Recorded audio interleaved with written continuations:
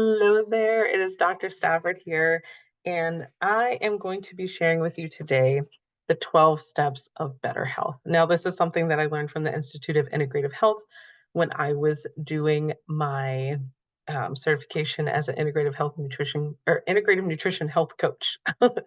And so, health is a journey, it is not a destination. There's so many moving parts when we talk about health and wellness and well being for the whole body. And so I just want to share with you these 12 steps to better health. Don't feel like you have to do them all at once. These, again, are suggestions.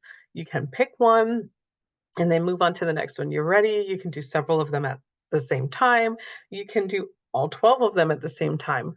Whatever it is that makes you feel like you're um, still staying true to your health and wellness journey and goals and needs, then do just that. So I'm just going to share these 12 and yeah.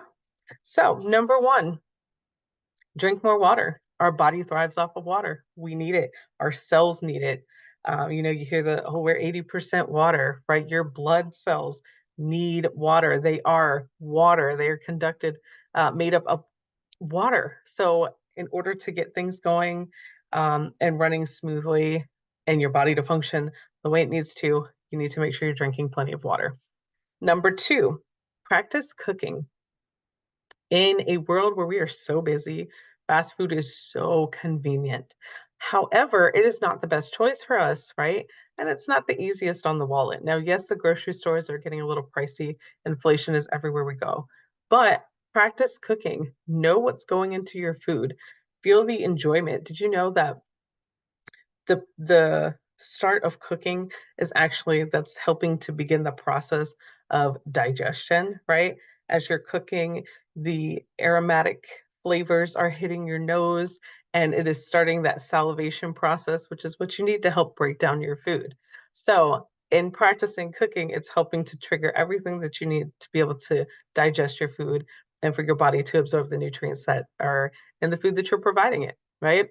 So when you're cooking at home, you know what you're getting. When you're eating out, you could be getting processed, corn that is smushed together in a patty and seasoned with beef flavoring. So practice cooking at home. Number three, experiment with whole grains, right? There's a ton of things that you can do with whole grains. You can make breads, cereals, crackers, cookies, experiment, right? There's fun in experimentation, trial and error. You can find something that you absolutely love, go for it, right? So experiment with whole grains. Number four, increase sweet vegetables, right? Carrots are sweet vegetables. Of course, you get sweet potatoes. There are a ton of different vegetables out there. And a lot of people seem to just focus on the spinach, the kale, Brussels sprouts, broccoli, cauliflower, which people, I know a lot of people who can't stand cauliflower because they're like, it has no taste or it has a weird taste, right? There are sweeter vegetables out there. There's sweet onions. So, get out there, discover more vegetables, see what's in season, right? If you purchase your fruits and your vegetables while they're in season, that's when they're going to have the peak flavor and that's when they're really going to be tasty. So increase your sweet vegetables. Number five, increase leafy green vegetables, right? There's more than just kale. There's more than just spinach. You have Swiss chard. You have uh, romaine lettuce, right? There's so many different types of lettuces out there. You have your broccolis, right? You have um, cabbage. Oh, love cabbage, right? So increase your leafy green vegetables, right? There's a ton of choices out there. It's not just iceberg and spinach and kale. All right, number six, experiment with protein. Again, there are more choices than beef, chicken, and fish. You have, or beef, chicken, and pork is what I was going to say, not fish. I was looking at a picture. Beef, chicken, and pork. Those seem to be the very heavy, hard hitters, right?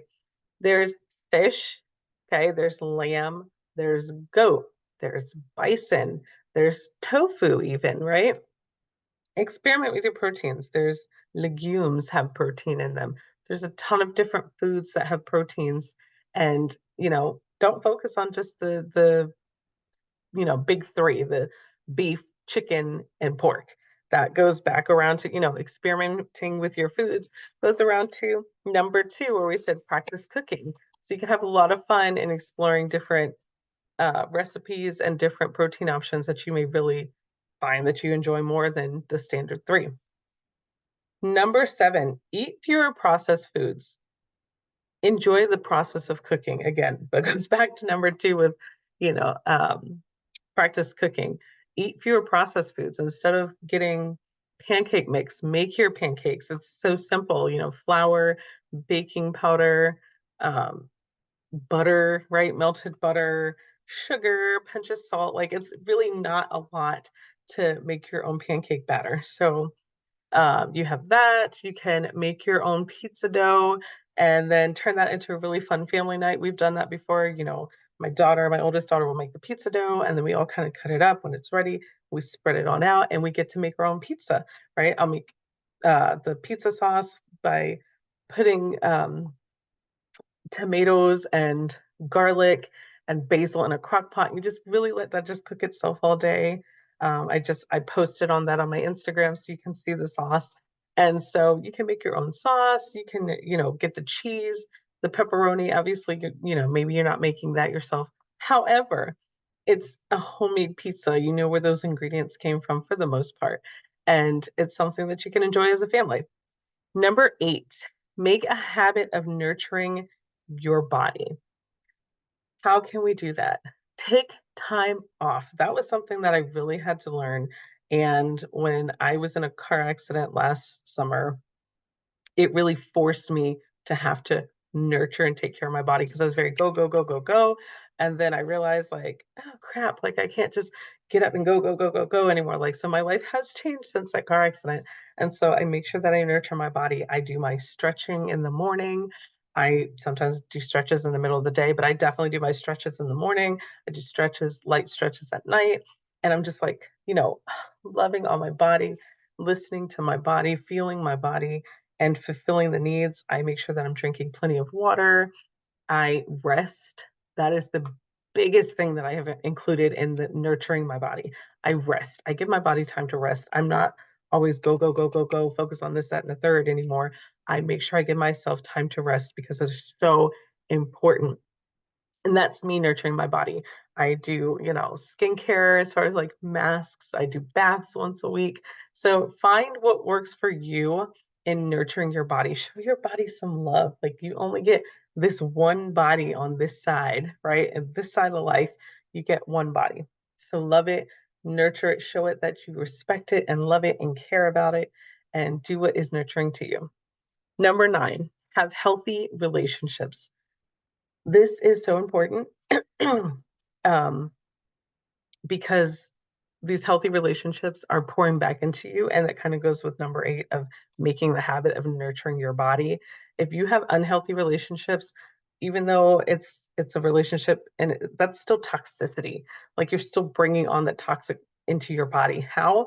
Because that's stress. If you're in a toxic relationship, these relationships are not healthy, whether it be family, friends, um, church, right? Spiritual relationships that you have with other people, your work environment, your kids, family members in general, like that is toxic to you, to your body. So you want to make sure that you're fostering healthy relationships, set boundaries. It's okay to say no. It's okay to say, you know what? I know we usually do this for the holidays, but I feel like I'm drained right now and I just need to take a break. It is okay. Set those healthy boundaries that'll help to nurture those healthy relationships. Number 10, enjoy regular physical activity. Now, I know some people hear this and they're like, oh my gosh, here we go. It's like the beginning of the year, but it's like, yeah, I'm going to get in shape and I'm going to do this and that. Regular physical activity does not mean that you're in the gym pump and iron and running on a treadmill for 30 minutes. Being physically active can be something like playing with your kids. Like we have a trampoline outside. Kids run the trampoline because even though it's January, it was super warm. It was almost 70 degrees here in Virginia yesterday. So they were out there bouncing on the trampoline, right? You can just be running around the house. We got these indoor snowballs for Christmas. And so you can have random snowball fights, and that's just being active. Go take your dog for a walk, go for a walk around the neighborhood with your family, do some cleaning around the house. That's a physical activity, right? Do stretches, do yoga. It doesn't have to be the super intense thing. Go outside, play volleyball, throw the ball around, play, basketball. Do anything, something that is just it's going to get your body moving. And I don't mean just like the top half of your body moving or the bottom half. Like you want to get those big body movements in, but it doesn't have to be boring. You can go skating, you can go biking, you can go hiking. It doesn't have to be, oh my gosh, it's physical activity, which means exercise, exercise, exercise. That's not at all what this means.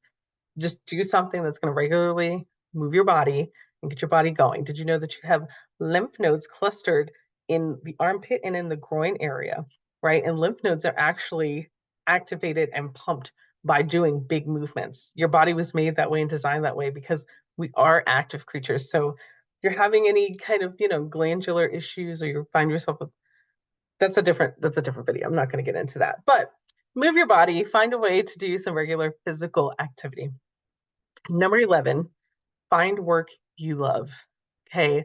So many of us feel like we're so stuck in a career and we absolutely hate it. And that's okay, especially if you're close to retirement. You got, you know, 5 years till retirement.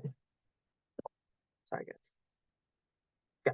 So, especially if you have 5 years to retirement, right? Stick with the job, but find something that you love. Find work that is fulfilling to you, especially if you're just now starting off. Do something that you love, do something that you're passionate about. Okay. If you find work that you love, you heard the saying, then it's not like doing work at all, right? It's just living out your passion every day. And then finally, number 12, develop a spiritual practice. That is so important. For me, I do a devotional every single day. I spend time meditating on the Word of God. I am a Christian, and I spend time meditating and praying, and it is just very centering for me, very peaceful, very calming, and it helps me to get my day started well. Develop a spiritual practice. It doesn't have to be Christianity. If it's Islam, that's awesome. If it's Hindu, that's great. Like whatever it is for you, if it's just whatever it is, the universe, whatever is your jam that is a spiritual practice for you, then by all means go for it. Develop a spiritual practice. It'll help you to be more centered, more grounded, and just it sets the tone for your overall day, weeks, months, life. Okay. So, recap: one, drink more water. Two, practice cooking. Three, experiment with whole grains. Four, increase sweet vegetables. Five, increase leafy green vegetables. Six, experiment with protein. 17, seven, oh my gosh, I almost said 17. Seven, eat fewer processed foods. Eight, make a habit of nurturing your body.